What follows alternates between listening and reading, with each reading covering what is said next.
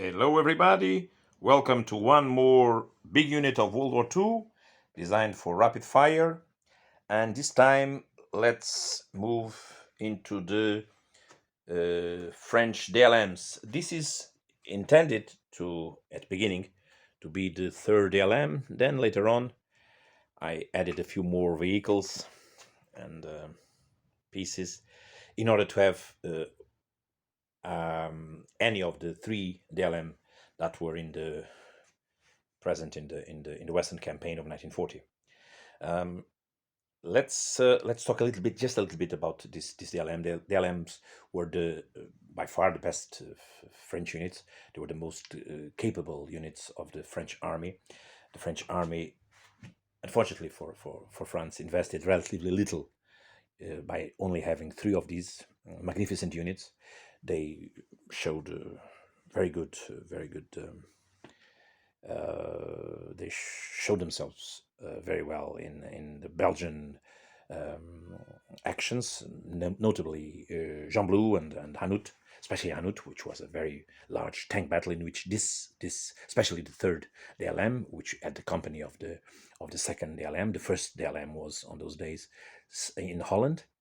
So the two DLMs of the Cavlary Corps of General Priou behaved extremely well at Hanout, and they managed, especially the third, which almost brought the majority, almost the majority of the totality of the fighting against the German panzers. They lost 106 tanks against 165 German tanks destroyed. So they were very well. These divisions were really capable when handled properly. There is that myth of the French army not being able to fight, always retreating and surrendering, which is a complete nonsense. Of course, France has some. In my opinion, there is a big problem, big issue that sometimes is not very well mentioned. People generally mentioned the one-man turrets and the slowness of the French tanks, and the generals being old, as if for instance, the German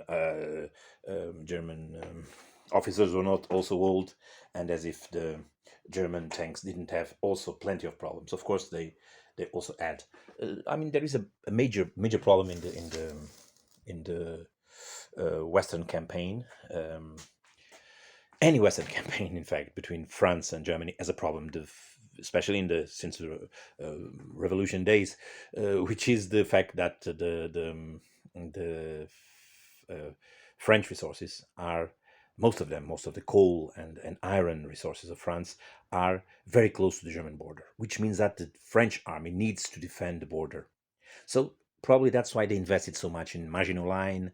They invested so much in infantry equipment, in artillery, because in fact there is a big need of France to defend its border. It's not the case with Germany. Germany has its resources more spread out into the interior.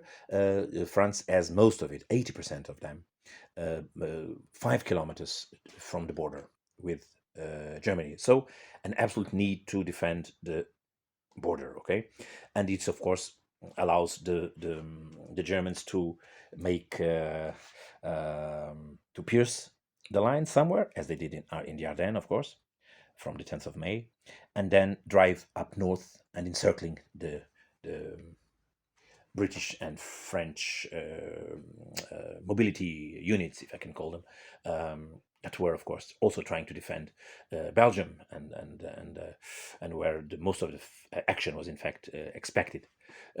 So there is this problem of France, which makes that only 3 of these divisions were, in fact, made, which was a pity because they put a hell of a fight against German panzers. So let's talk about the models. You can find, of course, historical information in much better places than in my voice. So let's talk about the models. So you have here the Saumur, okay, Saumur, 2 Saumur squadron and 2 Hotchkiss squadron in each of the 2 regiments of the tanks of the DLM. Okay, models are Skytrex. These ones here are, this is Eller. These ones here are Eller. That one is Altaya, and these here are also Altaya. All other Saumur are also Altaya, even this one slightly painted in a slightly different way in order to become a command vehicle with some scratch-built antennas. Regarding the Hotchkiss, these ones here are Skytrex, and the majority of the others are S models. These two here are the Minigeneral H35 that, as you can see, let's try to focus this thing better. Very few printing lines can nowadays be seen in Pedro Patos models, which are getting, as you can see, better and better. And this technology, in fact, is improving a lot. I mean, even so, it is not comparable with the technology of the resin printers, which is another championship, still ahead of everything. Let's go to the there is some few niceties, some refueling vehicles by Shellhole Scenics here and here. These are the Renault. I don't remember the other names, but they were made by Renault, if I'm not mistaken. And these are the MCG5 recovery vehicles. For instance, this one is Lancer, and you have a scratch-built tow in order to help tanks in distress. Now the brigade of motorized dragoons. Okay, you can make several from what you see here. You can make whether the first DLM, which is famous for their Lorraine 28 vehicles. Okay, here and here, they're all here. You can have all three battalions equipped as for the first DLM, or you can have the lovely S20s that were used by the second and third DLM. Okay, so I built everything that is necessary for whatever unit of the DLM.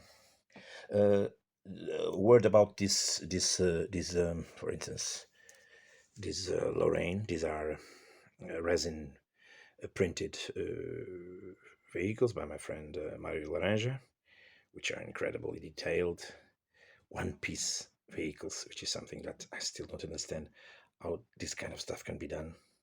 I mean, but it is somehow. The Lorraines are like this. These are the, for instance, these are the SHQ Lafleys, okay, metal, quite heavy, with some extra crews from Skytrex and Kaiser, and some scratch-built MMGs, LMGs, sorry. And there are also in this other units plenty of Lafleys, and some of them got big changes, like for instance this one here. You can see a Lafley from Minigeneral here, converted into a command version. They're a little bit too much. I mean, I have 3 of them. It's a little bit too much, I think. So it would mean that 15 of them existed. I don't think that many existed, especially in the same unit. But okay, I mean, it's a little bit. I enjoyed so much doing them. They had plastic card sides and with wood roofs and scratch built antennas, and so they became. This one is of course is radio and telephone. It has radio and telephone capability with this trailer. It's like the Vodafone Enterprise, almost with everything. Okay. Also, a few things are of course conversions. This is the Minigeneral S20 with a scratch built 25mm gun, portée, of course, French style. There's another one over there, here, and there is of course the original, the one from SHQ, which you can see here with AJT crew. Okay, and there is the option for you to make the portée Lafleys as non-portée, if I can call it like that. Okay. The dragoons themselves are a mix, my usual mix of brands: AJT, Kaiser, plenty of the magnificent Les Armées Oubliés, which are amazing figures, very detailed, and I think, in my opinion, probably the best French figures in the market, but that's my opinion, of course. For instance, look at this officer and this maybe a sergeant pointing. They are amazing figures, filled with life. And if you buy these guys, you have I don't know how many dozens of them that are different from each other, which is another big help, of course, which makes things very interesting units to be built. Here are more with 60mm mortars, and these are the AJT World War I French soldiers converted into dragon porté. Okay, more of the Les Armées Oubliées here. Let's see, for instance, the MMG. Okay, the Hotchkiss, also very good, extremely well made, and very easy to put together. Also, well, most of the dragon porté are already seen. They are the usual Hotchkiss. These ones are the ones I made. I copied a number of them from the Hotchkiss, and the guy holding the Hotchkiss comes from the Foreign Legion AJT box. Then I casted a few of them with a new head. I think the head was EWM, if I'm not mistaken, and the guys that are supporting the gun are AJT. Okay, and they became quite nice. I made also plenty of them. I mean, they are spread all over, and they become, I think, very efficient machine guns. Also, there are some EWM here. Okay. Now for a little bit more of information about other things but infantry. You can see here the SHQ motorcycles that I've showed you for the DLC, and some new ones that I made myself, but I already explained in the DLC video how to do it. The tank squadrons, you can have either have the third DLM with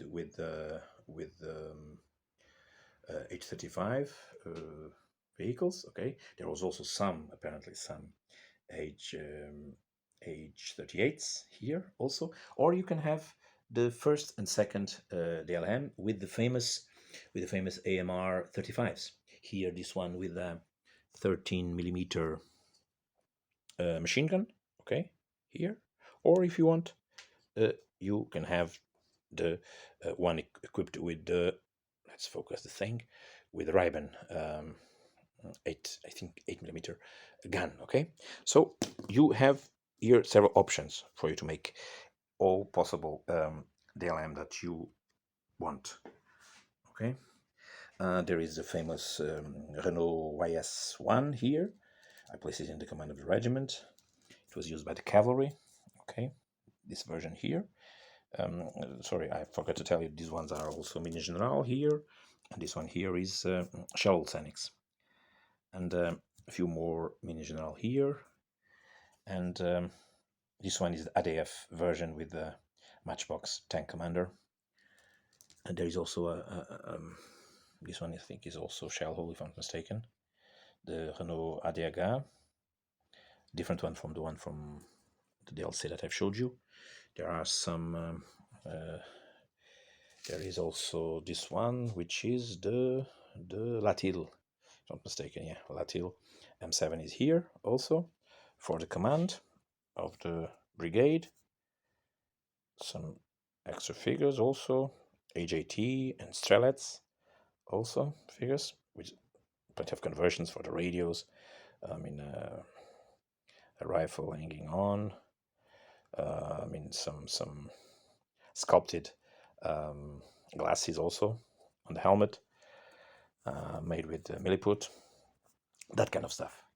Now for the Reconnaissance group, in terms of the terms of the third, it was the 12th Cuirassier Reconnaissance Group. And I made it according to the third Cuirassier, but still I'm a little bit short. For instance, there are here 5 Pagnard, but and the other squadron of Pagnard only has 1. It should have 4. Still a few gaps to be filled, but probably I will keep it like this because it's probably a little bit too much. One of the squadrons of motorcyclists has the usual French Gnome and Rhône sidecars, but there's another one equipped with civilian. It is, if I'm not mistaken, a Juvaquatre. I think, yeah, Citroën Juvaquatre, if I'm not mistaken. And I made these conversions from the Austrians that Minigeneral makes. So with covered back wheels, and then with some plenty of course of stowage, and a guy with a machine gun, in order to disguise the differences, and also recarved, if I can call it, front in order to look like the Citroën. And they become, I mean, reasonable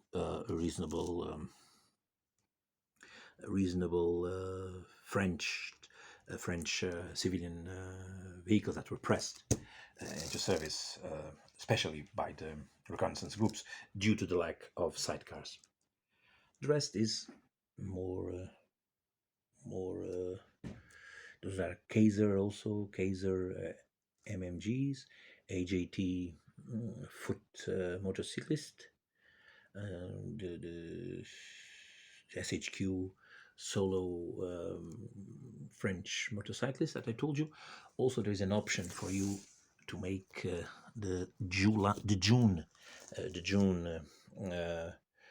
reconnaissance groups for the newly created DLMs. There were the 4th and 7th DLM were created in June from the scraps of the DLCs, and they also pressed into service this very nice, lovely AM50. These ones are made by my friend Mário Laranja, okay, in resin, in printed resin, of course. Now for the artillery, I will not bother you too much with that. Usual stuff here, the 47mm that I've showed you in the previous video, and of course the same artillery.